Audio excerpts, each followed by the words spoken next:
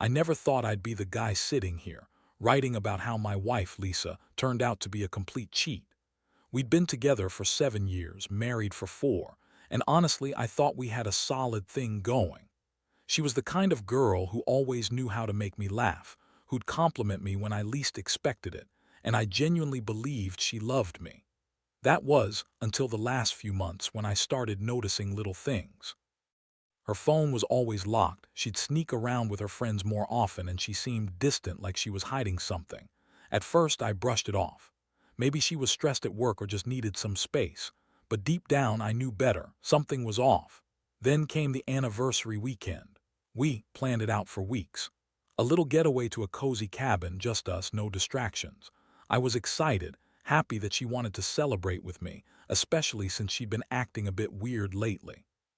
She kept telling me how much she loved me, how grateful she was to have me, and how this trip was just what we needed.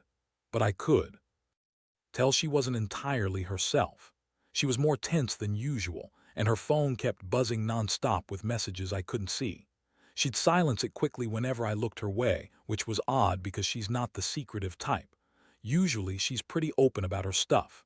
On the second night after dinner, I was getting us some drinks from the minibar when I saw her phone glowing on the nightstand, screen unlocked. My heart skipped a beat. I hesitated, but curiosity got the better of me. I peeked. There were texts from someone named Mark, talking about plans to meet up for a quick one after work. Nothing explicit, but enough to make my stomach churn. I felt like I'd been kicked in the gut. How could she be cheating on me during our anniversary weekend? How could she lie about being pregnant just a few weeks ago and then hide this from me? I started putting two and two together, realizing that her whole pregnancy might actually be a cover-up, a lie to hold me in place while she sneaked around with her boss, or whoever this Mark really was. That night, I couldn't sleep. My mind was racing, trying to process what I'd just found. I kept thinking about the way she'd been acting flirty with her boss, a guy named Derek. Just professional at first, but I caught that look she gave him at the company party, like she was eyeing him up. I never imagined she'd cheat, not with her personality, not with how she always said she loved our family. But here I was, discovering that the woman I trusted most was hiding a secret life. I felt betrayed, crushed, and furious all at once. I knew I had to confront her, but I didn't know how or when. I just knew that everything was about to change. The next morning, I woke up feeling like I'd been hit by a train. My head was pounding and my stomach was a mess. I kept turning over what I saw on her phone, replaying the moment in my mind. I had to know the truth, and I knew that if I didn't confront her, I'd go crazy. So I decided to wait until she woke up, but I was already boiling inside. I couldn't keep pretending like everything was okay. When she finally stirred, she was wearing that fake smile, the one she puts on when she knows she's hiding something. It's that little nervous smirk that she thinks she can get away with, but I saw right through it. I looked at her and said, "Lisa, we need to talk." Her face blanked for a second, then she scoffed. "What now? Can a girl just have a decent breakfast without a lecture?" I pressed, "No, Lisa, it's about last night. I saw your phone, the messages from Mark. What the hell is going on?" Her face instantly turned defensive and she rolled her eyes. "You're reading into things, you don't know what you saw, you're just paranoid." But I didn't buy it. I pulled out her phone and showed her the message thread. Her eyes widened for a second, then she started to flip the script. "It's nothing, just work stuff. You're blowing it out of proportion. Mark is just a friend, you're insecure, that's all." I felt a surge of anger. How could she lie so easily? I was staring at her, seeing the woman I loved turn into some deceitful stranger. She started crying, which made me feel even worse. "Please don't do this. I was going to tell you about the pregnancy, I swear. I didn't mean for it to get this complicated," she said, voice trembling. I was stunned. The pregnancy. Damn, I'd been so focused on the cheating that I'd almost forgotten about that. She told me she was pregnant a few weeks ago and we'd shared that moment, her crying, telling me her fears, talking about how it was a miracle. I was over the moon. But now I wondered if that was just another lie. Was she really pregnant? Or was that just a cover-up to keep me from digging deeper? Her excuse about the pregnancy felt flimsy. She said she wanted to surprise me, that she was scared to tell me, but I couldn't stop thinking about how she behaved differently lately, more secretive, avoiding certain topics, acting overly emotional. I didn't know what to believe anymore. I felt like I was in some nightmare where everything I thought was real was a lie. I looked at her feeling a mixture of heartbreak and rage, and I knew that I couldn't trust her anymore. Not fully. Not after what I'd seen and what she just admitted. We argued for hours. She kept insisting that Mark was just a coworker, that she never cheated on me, that the pregnancy was real but complicated. I wanted to believe her, I really did. But the evidence was stacking up against her, and the more she lied, the more I felt like I was losing my mind. I told her to leave later that morning. I couldn't stand to be in the same room with her, not after this. I told her I needed space to think, to figure out what to do. She begged me to forgive her, to give her a chance, but I could see her true colors now. It was clear she had been lying for a while, hiding her affair, probably even lying about the pregnancy to keep me from digging deeper. That's when the real shock hit me. I suspected the pregnancy was fake, just a cover to keep me from discovering the affair. I couldn't prove it yet, but everything pointed to it. And now, I was left with nothing but questions and a shattered trust I didn't know how to rebuild. The betrayal cut so deep that I felt physically sick. I knew my life was about to change forever, and I wasn't sure I was prepared for what was coming next. After she left that morning, I was alone in the house, staring at the empty room where she'd slept. My mind was spinning. I couldn't believe I'd been so blind. All those signs, all those little things I brushed off, her phone constantly ringing, her rushing out for work meetings, the strange vanishings, the way she clammed up when I asked about her pregnancy. It all added up now. She'd been lying to me this entire time, and I'd only just started to realize how deep the rabbit hole went. I decided to do some digging on my own. I knew I needed concrete evidence, not just assumptions. I started with her emails and social media. Nothing extraordinary, just the usual work stuff, until I found a new message thread from a week ago, sent to someone named Derek. My stomach sank. Derek was her boss, the same guy she'd been acting so close to at the company party. The messages were flirty, definitely more than just professional banter. They were talking about meeting up, about finishing what they started, and how it's just a matter of time before they could be alone. It was like a punch in the gut. I felt the rage boiling up, but beneath that was this cold, numb ache. I'd always thought she was loyal, that she loved me. Turns out she'd been sneaking around with her boss probably for months. And she had the nerve to lie about the pregnancy, to make me believe I was going to be a father, when all along she was cheating on me. I couldn't keep this to myself anymore. I had to confront her again, face to face. I waited until late that evening when I knew she'd be back. I set up my phone to record our conversation just in case I needed proof later.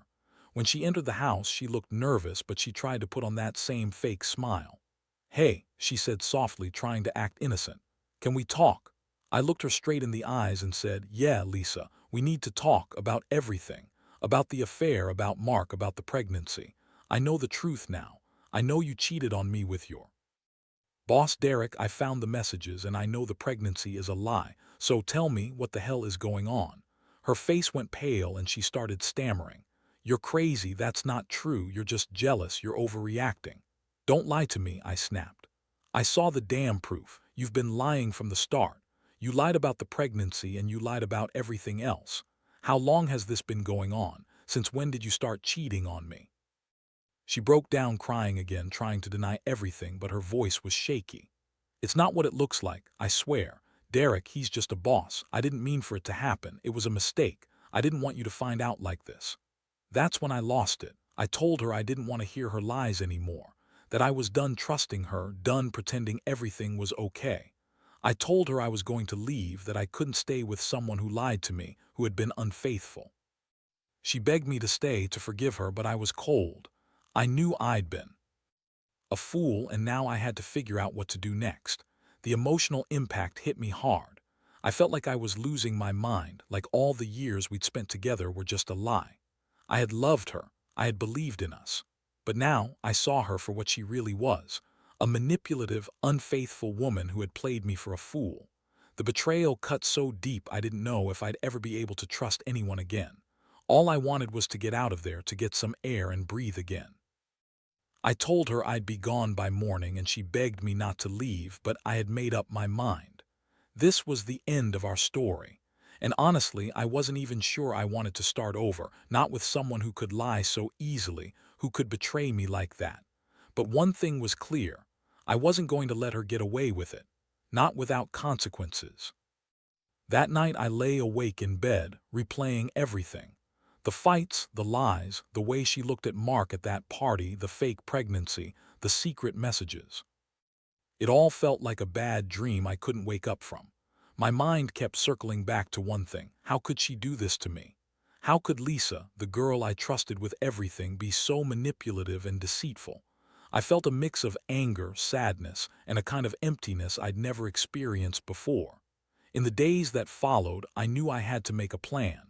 I couldn't just walk away blindly, not without some kind of payback. I started gathering evidence, digging into her phone even more, tracing the messages with Derek, trying to find out exactly how long this affair had been going on. Turns out, it had been at least 3 months, long enough to suspect the pregnancy might be a lie. I also looked into her social media activity and found pictures of her and Derek together, looking intimate. It was clear. She'd been lying to me for months. But as much as I wanted to call her out publicly, I knew I needed something more calculated. Revenge, I decided, had to be smart. I couldn't just blow everything up without a plan. So I started to orchestrate my move. I contacted a private investigator I knew from work, someone I trusted to keep things discreet. I paid him to follow Lisa, to get more concrete proof of her meetups with Derek, and to gather any other dirt I could use. Meanwhile, I kept my cool in front of her. I wanted her to think I was still the same guy, calm, collected, waiting for the perfect moment. That was important, I realized. I had to let her think she was winning, that she'd gotten away with everything. But inside, I was boiling with rage, plotting my next move. One evening, when I had enough evidence, I decided to confront her again, but this time with a little twist. I wanted her to see I was serious about exposing her. I set up a secret recording on my phone and called her over. She came in looking nervous but trying to act nonchalant. "Lisa," I said calmly, "I've been doing some thinking, and I want you to know that I know everything. About Mark, about Derek, the messages, the fake pregnancy, the whole damn thing." I paused, watching her face drain of color. "You played me for a fool, but I'm not going to let you get away with it, not without some consequences." Her eyes widened and she stammered, "You don't know what you're talking about. I love you. I was going to tell you everything." "Stop," I interrupted her, holding up my phone. "I've got proof, and I've got recordings. I want you to understand something. If you think you can lie your way out of this, you're wrong. I'm done being your fool. You lied about the pregnancy, about everything. And now I'm going to make sure you regret it." She broke down crying, begging me to forgive her, saying she'd changed, that she loved me. But I wasn't buying it anymore. The trust was gone, shattered beyond repair. I told her she needed to leave and that I'd be filing for divorce the next day. I said I needed time to think, to figure out what came next. She begged for a second chance, promised she'd quit her job, that she'd do anything to keep us together. But I knew better. I'd seen her true face. That night I sat alone in the living room, staring at the ceiling. The weight of everything hit me hard. I'd lost the woman I thought I knew, and I was left with nothing but betrayal and a mountain of questions. How long had she been lying? Was the pregnancy even real? Was I ever really her priority? I didn't have answers right now, only a plan to get out of this mess. I knew I had to rebuild my life, but the scars from this betrayal would stay with me for a long time. I had learned one thing for sure: trust is fragile, and once broken, it's devastating to repair. The next few days were a blur of chaos and clarity. I spent most of my time packing up her things, feeling numb yet strangely determined. Every item I boxed up was a reminder of how much I'd loved her, how much I'd trusted her. Now all that trust was shattered, replaced by anger and disappointment that cut deeper than I ever thought possible. I couldn't stop thinking about the lies, the betrayal, the way she'd lied about being pregnant just to keep me tethered to her. This wasn't just an affair, it was a manipulation, a complete undermining of everything I thought I knew about us. I reached out to a lawyer, scheduled the divorce, and started the process of disentangling my life from hers. It hurt, but I knew it was necessary. Still, I couldn't shake the feeling that I'd been played for a fool, that I'd missed all the warning signs. I kept replaying the moments, her secretive calls, her nervousness around her boss, her fake tears about the pregnancy, and questioning every decision I'd ever made in this relationship. One afternoon, I decided to confront her one last time, not to beg or plead, but to get some clarity, some final answers. I called her and told her to meet me at the park nearby. When she arrived, she looked exhausted, her eyes swollen from crying. She sat down heavily on the bench, eyes fixed on the ground. "I just want to know why," I started, voice thick with emotion. "Why did you do it? Why lie about the pregnancy? Why cheat on me with your boss, Derek?" She looked up then, her face a mixture of guilt and defiance. "I was scared," she admitted softly. "You're a good guy, but I felt trapped. I thought maybe if I told you I was pregnant, you'd be more committed, more invested. Derek, he made me feel alive, special. I didn't mean for it to get out of hand." I felt a surge of anger. "You didn't think about me at all, did you? You used the pregnancy as a shield, as a way to keep me from finding out. And the affair, you were sneaking around behind my back for months, lying to my face every day." She looked away, tears streaming down her cheeks. "I never wanted to hurt you. I made a mistake. I was stupid and now I regret it, but I love you, I still do." I shook my head, feeling the weight of betrayal crushing me. "Love doesn't work that way, Lisa. Love is about honesty, and you've been lying the entire time. I don't know if I can ever trust you again. Honestly, I don't even know if I want to try." That was the moment I decided I'd had enough. I told her I was done, that I'd be filing for divorce. I explained I needed to focus on healing, on rebuilding my life without the poison of her lies poisoning everything. I told her to leave my house, that I didn't want her near me anymore. She begged, she cried, she promised that she'd change, but I knew better. Her words felt hollow, just more lies trying to cling to what was left of our shattered relationship. As she drove off that evening, I sat on the porch, feeling an odd sense of relief mixed with heartbreak. I'd lost her, yes, but I'd also gained clarity. I'd learned that sometimes the love you think you have isn't enough to survive a betrayal of this magnitude, and that trusting someone blindly can be a terrible mistake. I didn't expect the pain to fade quickly, but I knew I'd come out of this stronger, if only because I finally saw her for who she really was. And I'd make damn sure I would never let someone do that to me again. In the weeks that followed, life felt strangely hollow, but also clearer than it had in years. The house was emptier without her, and every corner echoed with memories that now seemed distant and tainted. I threw myself into work, trying to drown out the constant replaying of everything that had happened. The worst part wasn't just the betrayal. It was realizing how much I'd trusted her, how I'd made myself vulnerable, only to be blindsided by lies and deception. I started seeing a counselor, not because I wanted to dwell on the pain, but because I needed to process it. Somewhere along the way, I realized that the betrayal had been a wake-up call, one that forced me to examine how I allowed myself to be manipulated, how I ignored the signs, how I had overlooked the cracks in our relationship. It was painful but necessary. I had to rebuild my sense of self, my confidence, and learn to trust again, only this time more cautiously. Looking back, I see now that she was never who I thought she was. She was a master of deception, hiding her true motives behind a veneer of love and care. The pregnancy, the lies about her boss, the secret messages, each one a piece of her mask slipping away. It's funny how things change so fast. One moment, you're planning your future, imagining everything perfect, and the next, you're picking up the pieces of a life you no longer recognize. The hardest lesson I've learned is that sometimes love isn't enough to save a relationship that's built on lies. Trust, once broken, is one of the hardest things to repair. But I also learned that I'm stronger than I thought. I survived this chaos, and I'll come out the other side wiser, more cautious, but still hopeful. Hopeful that someday I'll find someone who is honest, genuine, and worthy of my trust. Now I focus on myself. I've started dating again, cautiously, taking small steps. I know I'll never completely forget what happened, but I refuse to let it define me. Because in the end, what I learned from this nightmare is simple. Never ignore your gut, Always ask the hard questions and never let someone's lies convince you that you're the problem when you're actually the victim.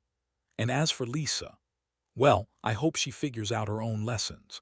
Because I've learned mine. Trust your instincts and don't let anyone cheat you out of your happiness. Sometimes walking away is the only way to save yourself. And honestly, that's exactly what I needed to do.